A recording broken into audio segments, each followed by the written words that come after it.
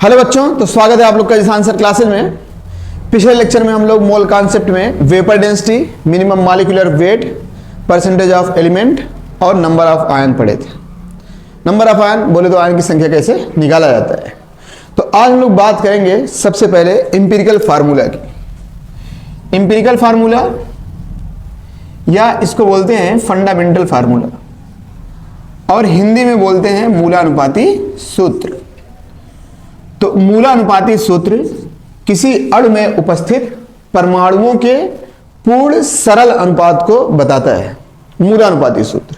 जबकि दूसरा हम लोग देखेंगे मॉलिक्यूलर फार्मूला। तो जो मॉलिक्यूलर फार्मूला होता है बोले तो आणविक सूत्र, ये किसी अणु में उपस्थित परमाणुओं के वास्तविक संख्या को दर्शाता है। तो इसी का जो सरल भाग होता है ना, वही क्या होता है, मूलानुपाती सूत्र। जैसे एग्जांपल देखें, H2O2। अब इसका अगर हम लोग को मॉलिक्यूलर फार्मूले का रेशियो अगर देखना हुआ तो क्या होएगा, मॉलिक्यूलर फार्मूला हाइड्रोजन का ही तो 2 ठो और ऑक्सीजन भी 2 ठो, तो जो रेशियो बनेगा वो क्या, 2:2। किसी अणु में उपस्थित परमाणुओं के वास्तविक संख्या को दर्शाता है। हाइड्रोजन भी 2 ठो, ऑक्सीजन भी 2 ठो, तो 2:2। अगर बात करें यही इंपिरिकल फार्मूला की, तो क्या बनेगा, इसका जो सरल अनुपात होएगा वो क्या, 1:1। हाइड्रोजन बोले तो HO। अब ऐसे ही मेथेन का देखें, मेथेन C2H6 C6H12O6 ग्लूकोज ना।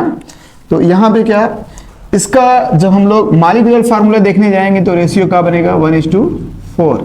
अब इससे सरल अनुपात कार्बन का कोई बनेगा नहीं, तो इसका आणविक सूत्र भी और मूलानुपाती सूत्र दोनों क्या होंगे, समान। ये इंपॉर्टेंट केस है, याद रखिएगा। आपको कंपाउंड दिया रहेगा, बोलेगा ऐसे कंपाउंड को छाटे जिसका एम्पिरिकल फार्मूला और मॉलिक्यूलर फार्मूला दोनों क्या हो, सेम। बाकी तो आप लोग निकाल सकते हैं, अभी हम लोग क्वेश्चन देखेंगे भी। अब इसका अगर देखना हुआ तो जो मॉलिक्यूलर फार्मूले का रेशियो बनेगा वो 2:6। 2 ठो कार्बन है, 6 हाइड्रोजन है। लेकिन जब इसका सरल अनुपात लिखने जाएंगे तो 2 1 2 2 3 6 1:3। जो फार्मूला बनेगा, मूलानुपाती सूत्र का जो फार्मूला बनेगा वो CH3।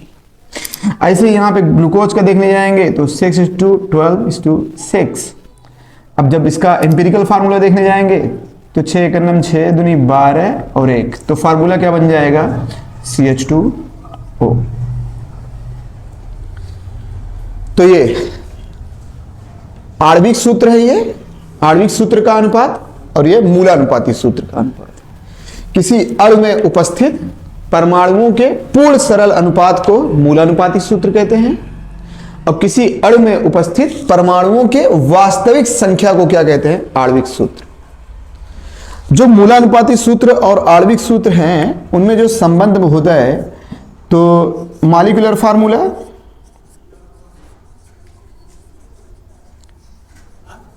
Equal to N into empirical formula.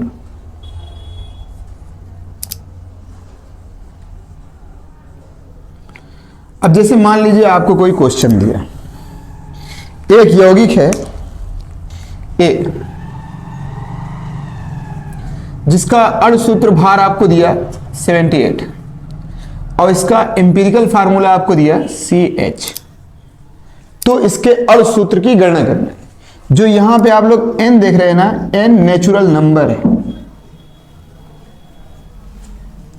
N natural number, प्राकृतिक संख्या, जो कुछ भी हो सकता है, 1 2 3 4 एटसेट्रा, कुछ भी।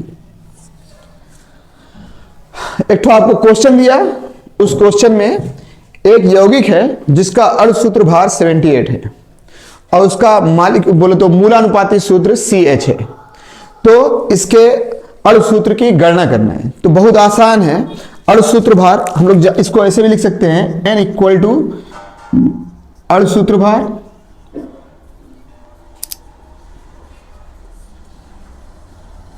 अपान मूलानुपाती सूत्र का भार। तो बताएं यहां पे क्या होएगा, N इक्वल टू अणु सूत्र भार आपको कितना दिया हुआ है, 78। मूलानुपाती सूत्र कितना दिया हुआ है, CH। तो बताएं कार्बन का जो परमाणु भार है 12 और हाइड्रोजन का कितना 1, तो 12 1 13। तो N इक्वल टू अणु सूत्र भार अपान मूलानुपाती सूत्र का भार, 13 छंग 78। कितना आया N का मान 6। अब बताएं मूलानुपाती सूत्र हमें क्या दिया हुआ है, CH। अगर हम लोग को अणु सूत्र ज्ञात करना हुआ तो यहां पे हम लोग किससे गुणा कर देंगे, 6 से। तो हमें वैल्यू प्राप्त हो जाएगा C6H6। मॉलिक्यूलर फार्मूला, आणविक सूत्र, बेंजीन निकालना चाहे देख लें, 12 6 72, 72 6 78। आसानी से आप लोग कैलकुलेट कर सकते हैं मूलानुपाती सूत्र और आणविक सूत्र की गणना कैसे किया जाता है। हम लोग देखेंगे मूलानुपाती सूत्र की गणना कैसे किया जाता है। तो आपको डिफरेंट टाइप के तत्वों का परसेंटेज दिया रहेगा किसी यौगिक में और उसके मूलानुपाती सूत्र के बारे में पूछ लेगा, पहले टाइप का क्वेश्चन। दूसरे टाइप के क्वेश्चन में क्या होएगा, आपको परसेंटेज दिया रहेगा और उसके साथ साथ अणु सूत्र भार भी दिया रहेगा। आपसे बोलेगा कि अणु सूत्र की गणना करें। तो सबसे पहले तो आप मूलानुपाती सूत्र निकालेंगे, उसके बाद आप लोग अणु सूत्र निकालेंगे। जैसे क्वेश्चन में बोला, मैक्सिमम क्वेश्चन में ना आप लोग कार्बन, हाइड्रोजन और ऑक्सीजन को ही देखेंगे, यहाँ पे नाइट्रोजन को भी देख लेंगे। बाकी जब हम लोग वॉल्यूमेट्रिक एनालिसिस पढ़ेंगे ना, तो वहां पे carbon, hydrogen, nitrogen, oxygen, fluorine, chlorine, sulphur, silver सबका परसेंटेज निकालने को रहेगा, वहां पे डिटेल में देखेंगे हम लोग ना। तो क्वेश्चन दिया, जैसे मान ले एक यौगिक है जिसमें कार्बन का परसेंटेज है 52.2, ये परसेंटेज वेट है। हाइड्रोजन 13% तथा शेष ऑक्सीजन है, या फिर शेष ऑक्सीजन बोल दे, या फिर ऑक्सीजन आपको दे ही दे 34.8% ना। अगर ऑक्सीजन ना दिया, जैसे मान लीजिए ये ना दिया, सिर्फ बोला कि कार्बन का परसेंटेज 52.2 और हाइड्रोजन का 13% है, तो शेष ऑक्सीजन है। तो कैसे हम लोग निकालेंगे, ऑक्सीजन का परसेंटेज इक्वल टू 100 माइनस 52 में 13 जोड़ेंगे तो क्या 65.2। आंसर क्या आएगा 34.8। तो चाहे दे दिया है तो अच्छी बात, नहीं दिया है तो आप लोग कैलकुलेट कर सकते हैं ना। तो इसके मूलानुपाती सूत्र की गणना करें। एक बार और क्वेश्चन समझिएगा, एक यौगिक जिसमें कार्बन इतना परसेंट, हाइड्रोजन इतना परसेंट, ऑक्सीजन इतना परसेंट है, तो इसके मूलानुपाती सूत्र की गणना करें। यदि यौगिक का अणु सूत्र भार 92 है, अणु सूत्र भार 92 है, तो यौगिक के अणु सूत्र की गणना करें। तो सबसे पहले इसमें हम लोग क्या करेंगे, मूलानुपाती सूत्र निकालेंगे, उसके बाद अणु सूत्र। तो समझिए, देखें क्वेश्चन। तो जो भी आपको प्रतिशत भार दिया रहेगा उसमें उस तत्व के परमाणु भार से भाग करना है। आप लोग चाहिए तो वर्ड लिखते जाइएगा जो हम बोलते जाएंगे। जो परसेंटेज दिया रहेगा उसमें उस तत्व के परमाणु भार से भाग होएगा। तो जब भाग होएगा तो यहां पे क्या 12 चौक 48, 4 बचेगा 2, 12 दिया 36, 6 बचेगा 12 पंजे 60। ये हाइड्रोजन 13/1, हाइड्रोजन परमाणु भार 1, तो यहां पे कितना हो जाएगा 13। 34.8/16, तो 16 दूनी 32। यहां पे कितना बचा 2 और कितना हो जाएगा 28। तो काटेंगे तो एक बार जाएगा ना। तो कहने का अर्थ, अगर एग्जैक्ट देखने जाएंगे आप लोग, 34.8 में 16 का भाग करेंगे तो 2.175 आएगा एग्जैक्ट आंसर। हम लोग यहां पे ले लिए 2.2 ना। तो एक यौगिक में जितने भी तत्व के प्रतिशत भार दिए रहेंगे उसमें उस तत्व के परमाणु भार से भाग होएगा। भाग करने के बाद जो मान प्राप्त होता है इसको बोलते हैं आपेक्षिक मान। और जो सबसे छोटा अपेक्षिक मान होगा, सबसे छोटा बताएं, ये 4.35, 13 और 2.2, तो इसमें जो सबसे छोटा मान होएगा उससे सब में भाग दिया जाएगा। जैसे 2.2 सबसे छोटा है, तो यहाँ पे क्या 2.2 से भाग इसमें, 2.2 से भाग इसमें, 2.2 से भाग इसमें।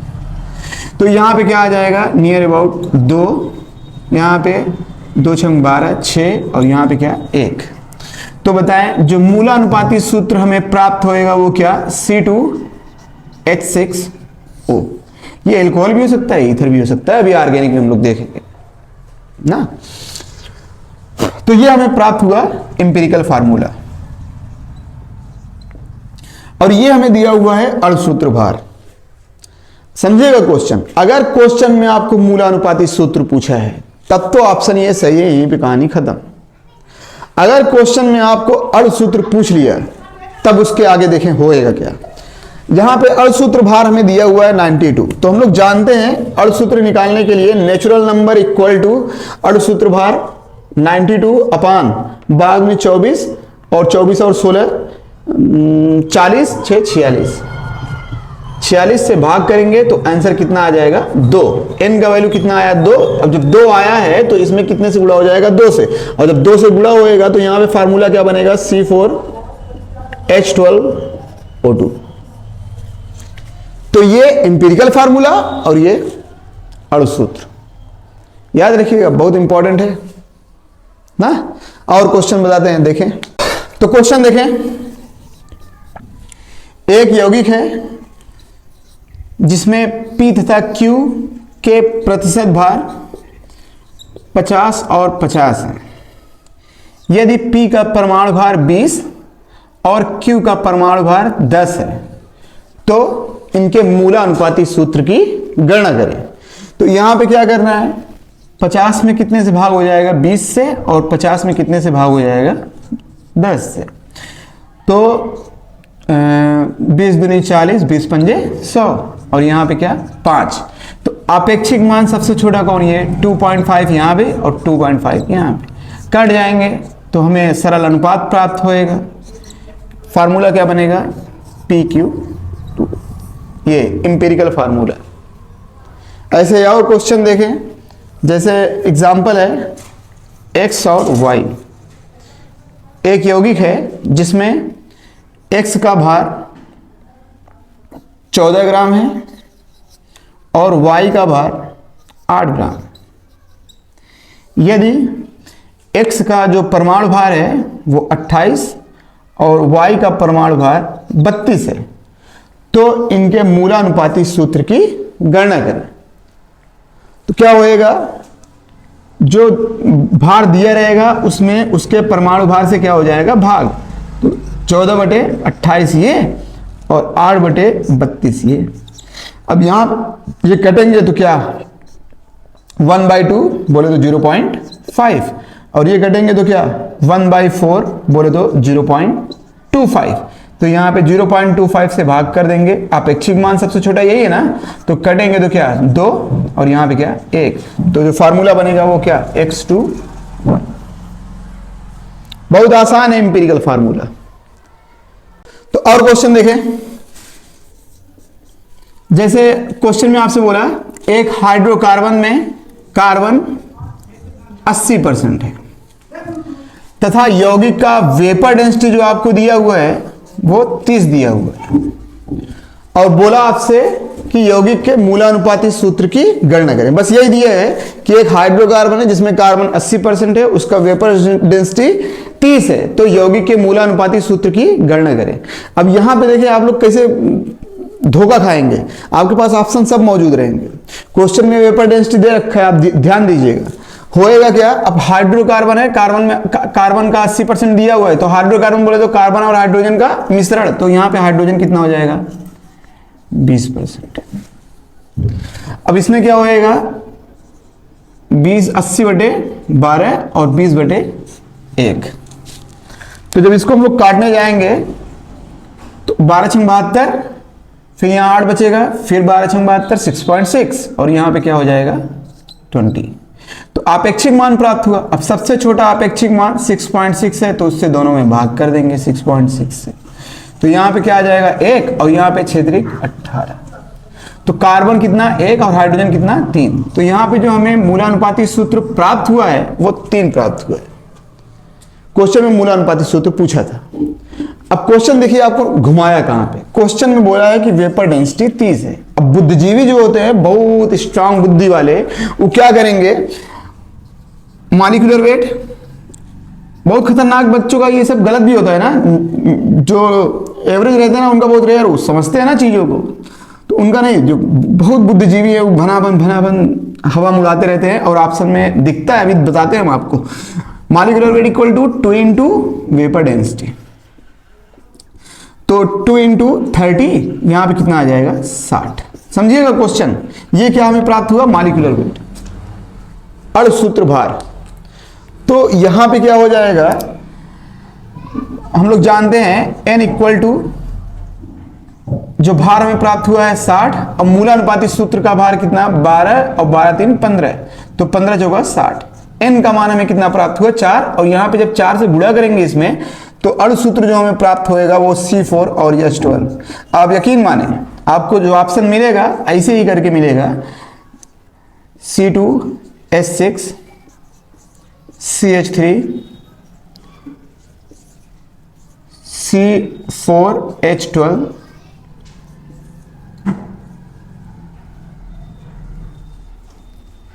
C3H8, ऐसे ही करके आपको ऑप्शन मिलेगा। तो दो रिजल्ट आपको प्राप्त हुए। अगर क्वेश्चन में क्या है, ये आपको जो दिया था ना, ये सिर्फ आपको भ्रमित करने के लिए दिया था, इसका कोई वैल्यू नहीं था, क्योंकि क्वेश्चन वहीं पे रुक गया था। आपसे क्वेश्चन में क्या बोला कि आप मूलानुपाती सूत्र बताएं, आपका रिजल्ट बदल जाएगा, आंसर सी आ जाएगा, जो पूरी तरीके से गलत होएगा। जो आंसर सही होएगा वो कौन, बी। तो क्वेश्चन अभी हम आपको देंगे करने के लिए, आप लोग करिएगा ना, फंडामेंटल या एम्पिरिकल फार्मूला से। अगला जो हम लोग देखेंगे स्टोकियोमेट्री, रस समीकरण मिति। तो देखें स्टोकियोमेट्री, हिंदी में इसको बोलते हैं रस समीकरण मिति। तो किसी रासायनिक अभिक्रिया में क्रियाकारक तथा उत्पाद के मात्राओं में संबंध रस समीकरण मिति कहलाता है। रासायनिक अभिक्रिया में क्रियाकारक तथा उत्पाद के मात्राओं में संबंध रस समीकरण मिति कहलाता है। और इसमें स्टोकियन का अर्थ क्या है, एलिमेंट, और मेट्री का अर्थ होता है मेजरमेंट, तत्वों का मापन। रस समीकरण मिति तो कैसे मापा जाता है, एग्जाम्पल देखें। जैसे नाइट्रोजन है, अभिक्रिया किया हाइड्रोजन से, तो प्रोडक्ट बनाया अमोनिया।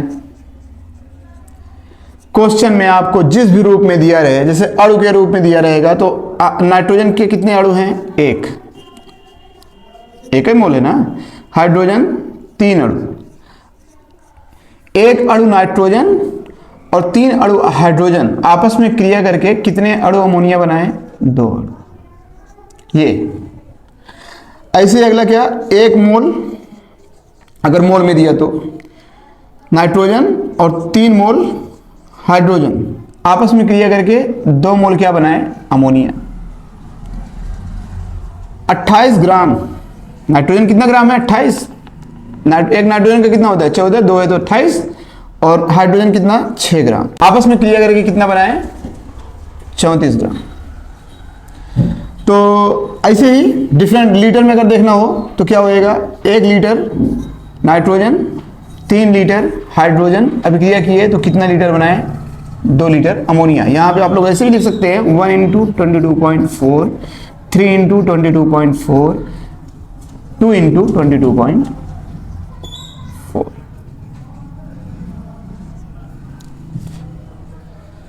तो क्वेश्चन आपको चाहे जैसे दे सकता है, अभी हम लोग क्वेश्चन करेंगे तो हम बताएंगे आपको ना।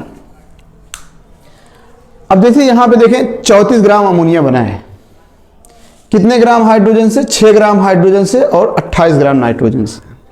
तो आपसे क्वेश्चन बोला कि बताएं, अभिक्रिया दिया रहेगा, अभिक्रिया आपको दिया रहेगा, क्वेश्चन बोला कि बताएं 15 ग्राम अमोनिया के निर्माण के लिए कुल कितने ग्राम नाइट्रोजन की आवश्यकता होगी। ऐसे कर करके क्वेश्चन दिया रहता है। तो अब यहां पे क्या हुआ है, 34 ग्राम अमोनिया जो बना है उसमें कितना ग्राम नाइट्रोजन भाग लिया, 28। यहां पे हाइड्रोजन की बात नहीं करेंगे, क्वेश्चन में जिसकी बात करेगा सिर्फ उसी को टच करना है, अभी बताते हैं। जिसकी बात नहीं की उसको छोड़ दें। क्वेश्चन में बोला कि 15 ग्राम अमोनिया के निर्माण के लिए कितने ग्राम नाइट्रोजन की आवश्यकता होगा, तो जो क्वेश्चन में वैल्यू रखा जाएगा वो सिर्फ अमोनिया और नाइट्रोजन का, हाइड्रोजन का नहीं। 28 ग्राम नाइट्रोजन से 34 ग्राम अमोनिया बना था, क्वेश्चन में बोला 15 ग्राम अमोनिया कितने ग्राम नाइट्रोजन से बनेगा। तो देखिए क्वेश्चन ऐसे डिफरेंट टाइप बहुत सारे, ऐसे 2 मोल बना है अमोनिया। क्वेश्चन बोला कि 3 मोल अमोनिया के निर्माण के लिए कुल कितने मोल हाइड्रोजन की आवश्यकता होगी। तो यहां पे 2 मोल अमोनिया बना है, कितने मोल हाइड्रोजन से, 3 मोल हाइड्रोजन से। तो बताएं जो 3 मोल अगर अमोनिया पूछा है तो कितना मोल हाइड्रोजन लगेगा, वो आपको कैलकुलेट करना रहेगा। कैलकुलेट कैसे करेंगे वो हम देखते हैं। तो जैसे क्वेश्चन है एक ठो, आपको रिएक्शन दिया Fe2O3, इसका अपचयन कराया गया, अपचयन कराया गया इसका, और यहां पे आपको जो प्रोडक्ट प्राप्त हुआ वो आयरन प्लस H2, ये रिएक्शन आपको दिया गया है। यहां पे क्या हो जाएगा 2, ऑक्सीजन कितना है 3, तो यहां पे कितने जुड़ा हो जाएगा 3 से, यहां पे कितना हो जाएगा 6। तो रिएक्शन क्या होगा बैलेंस। क्वेश्चन दिया रहेगा आपको, कोई दिक्कत ना है। बोला आपसे कि Fe2O3 के 1 किलोग्राम अपचयन से आयरन की कुल कितनी मात्रा प्राप्त होगी, आयरन की कुल कितनी मात्रा प्राप्त होगी। तो बहुत आसान तरीके से हम आपको बताएंगे रिजल्ट। आप वैल्यू रखने जाएंगे, पहले इसको ग्राम में मोल में कन्वर्ट करेंगे, ये सब कुछ नहीं करना है, बहुत आसान तरीके से। फार्मूला है demand upon given into given in question. समझिए, अब जो क्वेश्चन हमें दिया, ये रिएक्शन बना के दिया था। क्वेश्चन में बोला कि फेरिक ऑक्साइड के 1 किलोग्राम से कितने ग्राम आयरन बनेगा, आयरन की मात्रा हमसे पूछा है। तो फार्मूला क्या हम बताएं, demand upon given into given in question. सबसे पहले दिया किसके बारे में, क्वेश्चन बोला Fe2O3 के 1 किलोग्राम, इसका मतलब ये क्या किया है, दिया हुआ है। समझिएगा, ऐसे क्वेश्चन लगाएंगे बहुत आसानी से क्वेश्चन लगेगा। यहां पे आयरन डिमांड किया है हमसे, इसके बारे में पूछा हुआ है, तो इसका डिमांड किया है। तो जिसका डिमांड किया है उसका जो भार है वो कितना है यहाँ पे, और परमाणु भार आयरन का कितना होता है 56, 2 है तो कितना हो जाएगा 112। समझिएगा, डिमांड इसी का किया था ना आयरन का, तो आयरन का कितना 112 अपॉन गिवन। तो गिवन कौन है, Fe2O3। Fe2O3 गिवन है, बताए ये कितना हो जाएगा 112 और 16 3 48, 112 और 48 कितना हो जाएगा 160 इंटू गिवन इन क्वेश्चन। तो क्वेश्चन में कितना दिया हुआ है 1 किलोग्राम। अब किलोग्राम है, इसको अगर हम लोग ग्राम में कन्वर्ट करेंगे तो कितना हो जाएगा 1000 ग्राम। तो यहां पे क्या रख देंगे 1000। इतना क्लियर हुआ, बहुत आसान, बहुत आसान, बहुत सारे क्वेश्चन हम लोग देखेंगे ना। तो अब यहां पे क्या, ये 0 0 कट गए, 16 चक्का 96 और 16 सत्ते 112। तो जब कटेंगे और यहां पे क्या हो जाएगा 100 में 7 का गुणा करेंगे, आंसर कितना 700 ग्राम। तो अब क्वेश्चन बना क्या, देखिए ये कितना ग्राम था, Fe2O3 160 ग्राम था, 160 ग्राम था। 160 ग्राम से ये कितना ग्राम बना 112 ग्राम। क्वेश्चन में आपसे यही कहा कि अगर 160 ग्राम से 112 ग्राम बनता है तो बताइए 1000 ग्राम से कितना ग्राम बनेगा। तो अगर 160 ग्राम से 112 ग्राम बनता है तो 1000 ग्राम से, 1000 ग्राम 1 किलोग्राम मतलब 1000 ग्राम, तो 1000 ग्राम से कितना बनेगा 700 ग्राम। आंसर बहुत आसान है। और देखें जैसे यही वाला रिएक्शन देखें, N2 plus 3H2 gives 2NH3। अब आपसे क्वेश्चन में बोला कि 3 मोल अमोनिया का निर्माण कितने मोल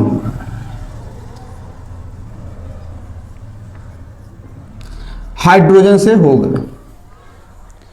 3 मोल अमोनिया का निर्माण कितने मोल हाइड्रोजन से होगा।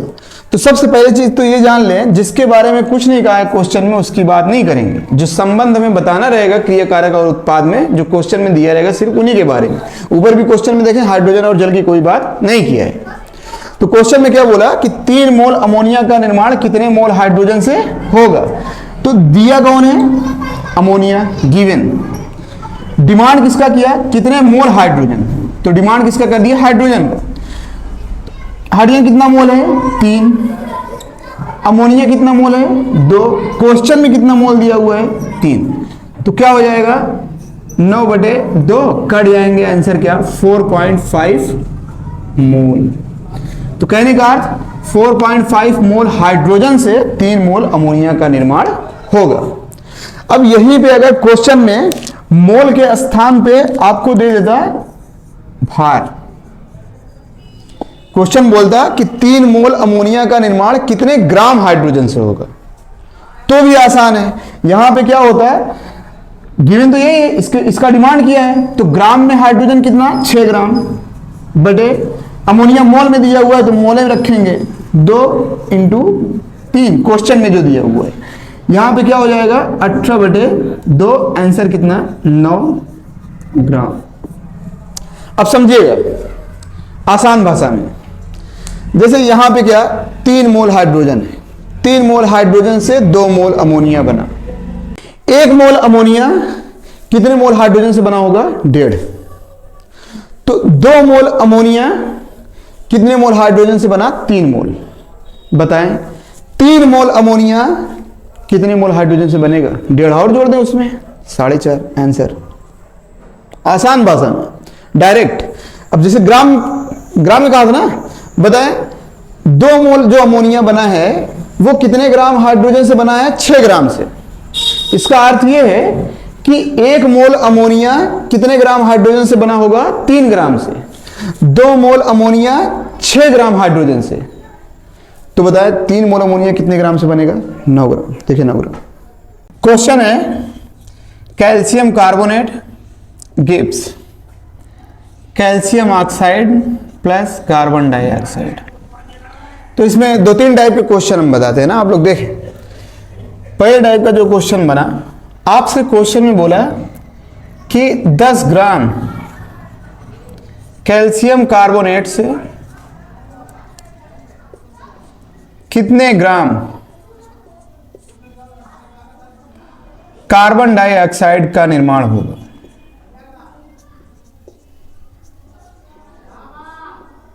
ये पहला क्वेश्चन। तो क्वेश्चन में क्या, जो हमें वैल्यू प्राप्त है और दिया हुआ है, पूछा गया है वो किसमें, ग्राम और ग्राम। कैल्शियम कार्बोनेट ग्राम में दिया भी है, कार्बन डाइऑक्साइड को ग्राम में पूछा भी है।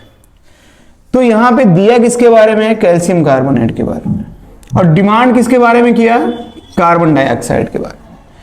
तो कार्बन डाइऑक्साइड का भार कितना, 32 और 12 44 अपान कैल्शियम कार्बोनेट गिवन है, तो कैल्शियम का 40 और 16 × 48 और 12 60 और 40 कितना 100 इनटू क्वेश्चन में कितना दिया हुआ है 10 ग्राम।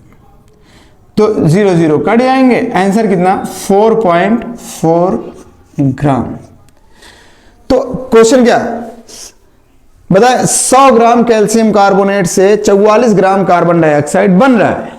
क्वेश्चन यही पूछ रहा है कि 10 ग्राम कैल्शियम कार्बोनेट से कितना ग्राम कार्बन डाइऑक्साइड बनेगा, तो कितना 4.4 ग्राम।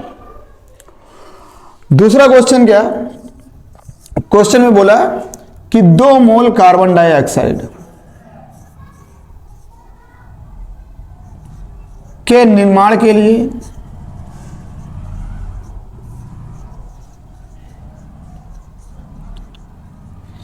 कितने ग्राम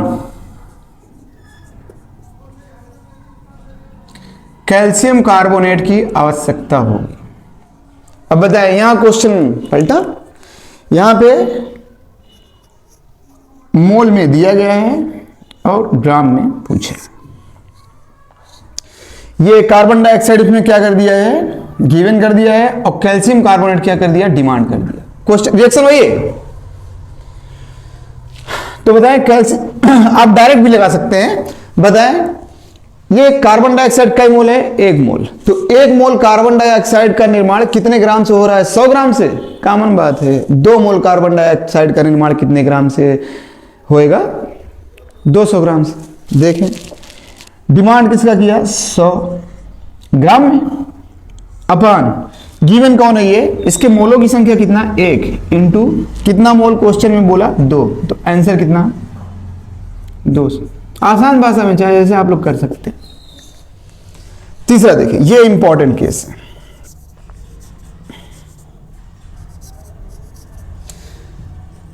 .48 लीटर कार्बन डाइऑक्साइड एनटीपी पर प्राप्त करने के लिए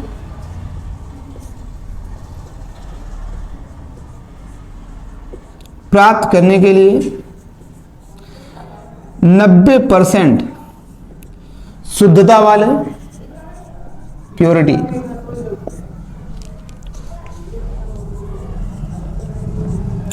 कैल्शियम कार्बोनेट के एक नमूने का भार क्या हो? भार कह दे, मात्रा कह दे, कुछ नहीं। तो बताएं इसमें भी जो गिवन किया गया है किसको? कार्बन डाइऑक्साइड को। जो डिमांड किया गया है वो भी किसका? कैल्शियम कार्बोनेट का। लेकिन यहां पे क्वेश्चन क्या बोल दिया? 90% शुद्धता वाली ना। तो देखें क्वेश्चन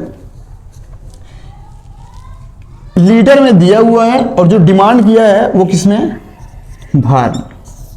अब यहां पे क्या होएगा? 100 अपान बताएं ये कार्बन डाइऑक्साइड कितना लीटर है? 1 लीटर है। तो यहां पे हम लोग क्या लिख सकते हैं? 22.4 इंटू क्वेश्चन में कितना दिया हुआ है? 4.48। तो यहाँ पे 2 अंक दशमलव, यहाँ पे 1 अंक है, यहाँ पे 1 जीरो बढ़ा दे दशमलव कैंसिल हो जाएंगे, ये कट जाएंगे। तो यहाँ पे 2 आ जाएगा और यहाँ पे 10। 224 गुना 448। तो यहाँ पे 1 जीरो कट जाएंगे, आंसर कितना आ जाएगा? 20। अभी 20 ग्राम जो आया ना, आंसर ये नहीं है। क्वेश्चन में हमसे पूछा क्या है? 90% शुद्धता वाले।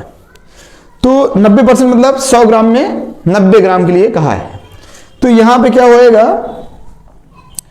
100/90 गुणे 20। तो ये कट जाएंगे 200/9। तो यहां पे क्या? 9 दूनी 18 और 9 दूनी 18 22.2 ग्राम। 90% शुद्धता के लिए पूछा था। ये 20 ग्राम में प्राप्त हुआ है। अब क्वेश्चन में बोला 90% शुद्धता वाले कैल्शियम कार्बोनेट के एक नमूने का भार। तो 100 कुल भार कितना? 100 ग्राम। 90% के लिए पूछा मतलब 90 ग्राम इंटू 20। तो जो हमें प्राप्त होएगा 90% शुद्धता के लिए वो कितना ग्राम? 22.2 ग्राम। तो ये क्वेश्चन बहुत इंपॉर्टेंट। अभी क्वेश्चन देंगे भी आप लोग को ना, लेक्चर के एंड में हम क्वेश्चन डालते हैं, आप लोग थोड़ा क्वेश्चन ट्राई किया करें ना। और क्वेश्चन देखें, जैसे बोला मेथेन का दहन। मेथेन का दहन बोले तो कार्बन डाइऑक्साइड और जल। तो कोई भी हाइड्रोकार्बन हो XYZ, उनका अगर आप लोग दहन कराएंगे बोले तो ऑक्सीजन साथ अभिक्रिया, तो आपको जो प्रोडक्ट प्राप्त होएगा वो कार्बन डाइऑक्साइड और जल, चाहे जो भी हाइड्रोकार्बन हो XYZ। अब इसको बैलेंस करने जाएंगे तो यहाँ पे कार्बन 1 हाइड्रोजन 4, यहाँ पे 2 है, यहाँ पे 2 से गुणा कर दें। अब जब 2 से गुणा करेंगे तो ऑक्सीजन भी कितने हो जाएंगे? 2 इधर 4, और यहाँ पे 2 ही थे तो यहाँ पे 2 से गुणा। क्वेश्चन बोला कि 3 लीटर कार्बन डाइऑक्साइड के निर्माण के लिए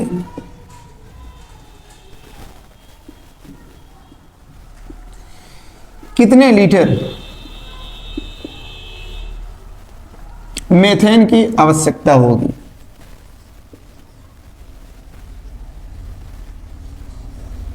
कितने लीटर मेथेन की आवश्यकता होगी? तो बताएं यहां पे 1 लीटर मेथेन है और 1 लीटर मेथेन से कितना लीटर बन रहा है? 1 लीटर। तो कहने का अर्थ ये मेथेन है, ये कार्बन डाइऑक्साइड है। 1 लीटर से मेथेन से 1 लीटर कार्बन डाइऑक्साइड बनता है। तो 3 लीटर कार्बन डाइऑक्साइड, कॉमन बात है, 3 लीटर मेथेन से बनेगा। ना। तो ये क्वेश्चन था। अब हम लोग देखेंगे और क्वेश्चन देंगे आप लोग को करने को, आप लोग ट्राई करिएगा। हम लोग देखेंगे लिमिटिंग रिएजेंट, सीमांत अभिकर्मक, अगला केस। तो देखिए लिमिटिंग रिएजेंट,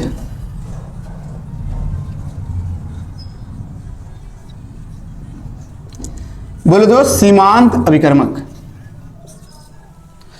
तो रासायनिक अभिक्रिया में वो क्रिया कारक जो पूर्ण रूप से खर्च हो जाते हैं उन्हें सीमांत अभिकर्मक कहते हैं, तथा जो क्रिया कारक शेष बचते हैं उन्हें एक्सेस रिएक्टेंट, बोले तो आधिक्य क्रिया कारक कहते हैं। तो आप लोग पॉइंट करके लिख लीजिएगा, रासायनिक अभिक्रिया में वो क्रिया कारक जो पूर्ण रूप से खर्च हो जाते हैं उसे सीमांत अभिकर्मक कहते हैं, तथा जो क्रिया कारक शेष बचते हैं उसे आधिक्य क्रिया कारक कहते हैं। इसमें दूसरा केस ये है कि जो सीमांत अभिकर्मक होते हैं यही उत्पाद का बनना निर्धारित करते हैं। सीमांत अभिकर्मक ही उत्पाद का बनना निर्धारित करते हैं। अब देखें, आपको बताते हैं कि तो क्लियर होंगे। यहाँ पे हम लोग सीमांत अभिकर्मक निकालने के लिए x से रिप्रेजेंट कर देते हैं। तो यहाँ पे क्या होएगा, प्रश्न में दिया गया मान। तो याद रखिएगा, प्रश्न में दिया गया मान मोल में होना चाहिए या आयतन में होना चाहिए या अणु में होना चाहिए। अगर ग्राम में दे दिया है तो सबसे पहले हम लोग उसको मोल में कन्वर्ट कर लेंगे, उसके बाद देखेंगे ना। तो देखिए अभी क्वेश्चन बताते हैं तो क्लियर हो जाएगा। प्रश्न में दिया गया मान अपान उसका गुणांक, यहां से हम ज्ञात करेंगे लिमिटिंग रिएजेंट इस फार्मूले से। अब उसके बाद क्या निकालेंगे, उत्पाद के मोलों की संख्या।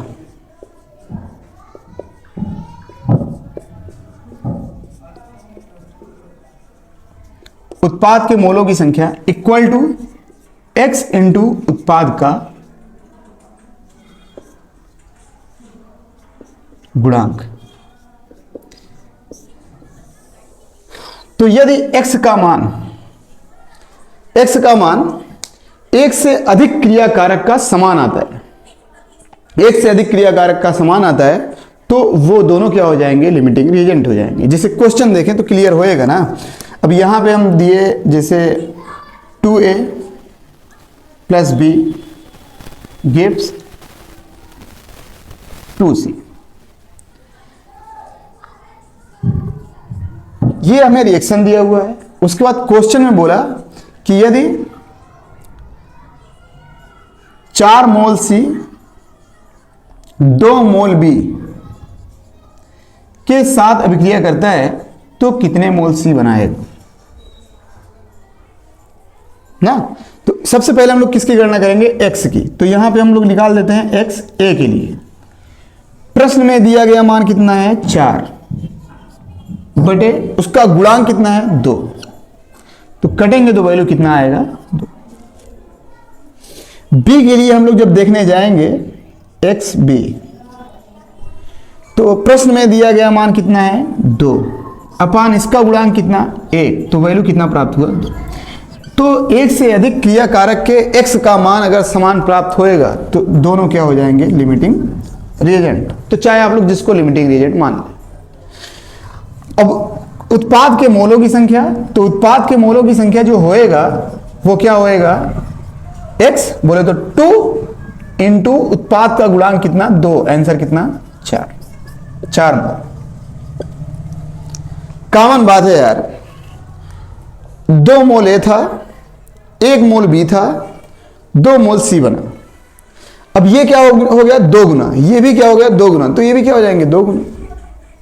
आसान क्वेश्चन ना। और क्वेश्चन देखें, जैसे आपको रिएक्शन दिया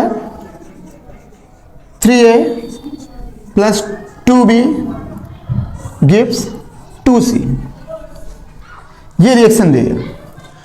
उसके बाद आपसे क्वेश्चन में बोला कि यदि 1 मोल A 3 मोल B के साथ अभिक्रिया करता है तो कितना मोल C बनाता है।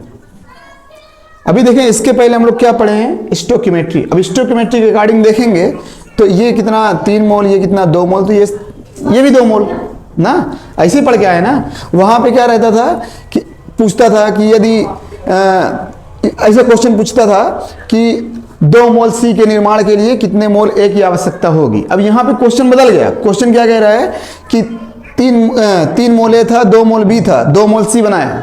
लेकिन जब 1 मोल ए लेंगे और 3 मोल बी लेंगे तो कितना मोल सी बनेगा? तो यहां पे हमें लिमिटिंग रिएजेंट चेक करना है। बताएं, जब लिमिटिंग रिएजेंट निकालने जाएंगे एक्स ए इक्वल टू, यहां पे बताएं प्रश्न में दिया गया मान 1, ए का गुणांक 3, आंसर कितना 0.3।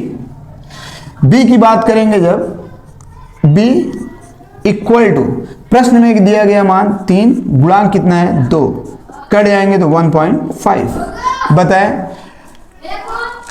अपने लोग शब्द पढ़े एक ठो, रासायनिक अभिक्रिया में जो क्रियाकारक पूर्ण रूप से खर्च हो जाता है उसे सीमांत अभिक्रमक कहते हैं। ये शब्द लिखे थे।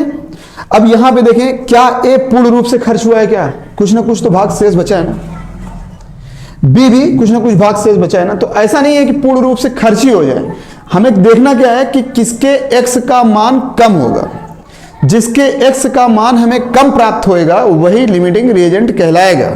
अब जैसे यहां पे हम एक एक्स का मान जब निकालें तो यहां पे क्या आया 0.3, बी के एक्स का मान निकाले तो 1.5। अब इन दोनों में कम मान किसका प्राप्त हुआ है हमें? ए का। तो ए क्या हो जाएगा?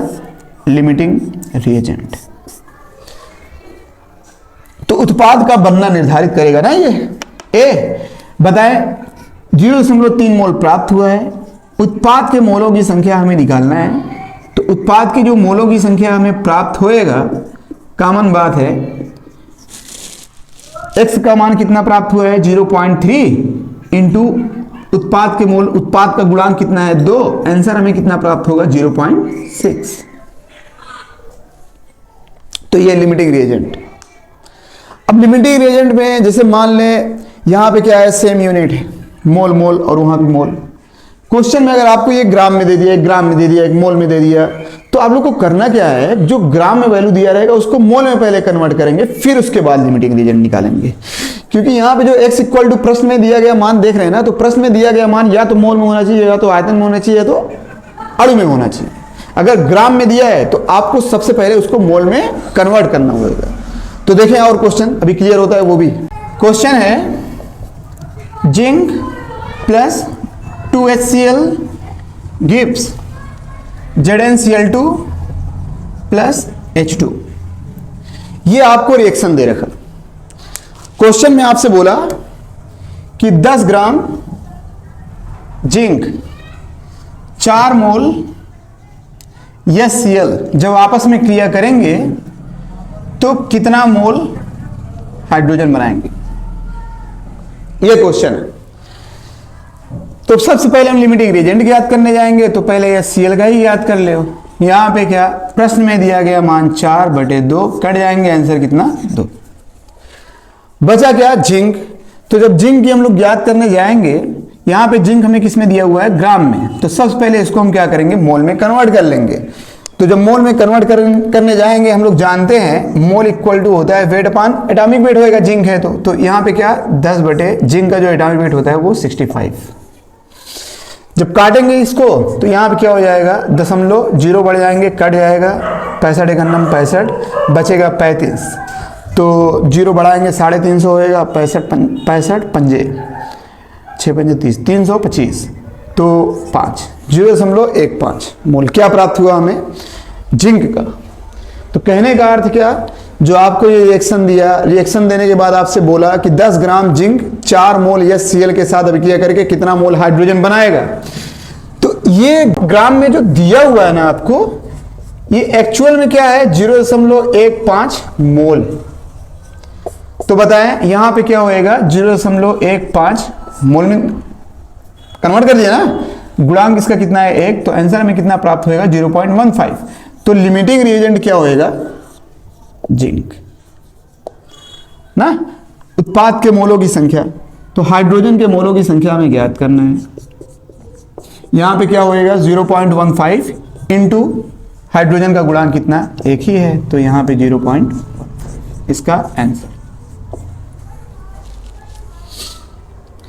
एक क्वेश्चन और देख ले, 4A plus 5B gives 2C।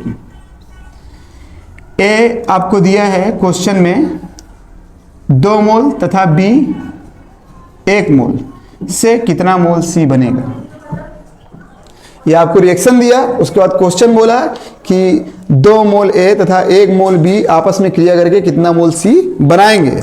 तो होएगा क्या, x A, यहाँ पे क्या होएगा 2/4, आंसर में कितना प्राप्त होएगा 0.5। जब इसकी गणना करने जाएंगे तो X B equal to 1/5, answer क्या होएगा 0.2। तो लिमिटिंग रिएजेंट क्या होएगा बी। जब लिमिटिंग रिएजेंट बी हमें प्राप्त हुआ तो यहाँ पे हम लोग सी के मोलों की संख्या ज्ञात कर सकते हैं। जो सी के मोल हमें प्राप्त होंगे वो 0.2 इंटू 2, आंसर में कितना प्राप्त होएगा 0.4। तो ये है लिमिटिंग रिएजेंट। तो आज के लेक्चर में बस ये, हम आपको क्वेश्चन देते हैं एम्पिरिकल फार्मूला का, स्टोइकियोमेट्री का और लिमिटिंग रिएजेंट का। आप लोग क्वेश्चन सॉल्व करें। चैनल को शेयर एंड सब्सक्राइब।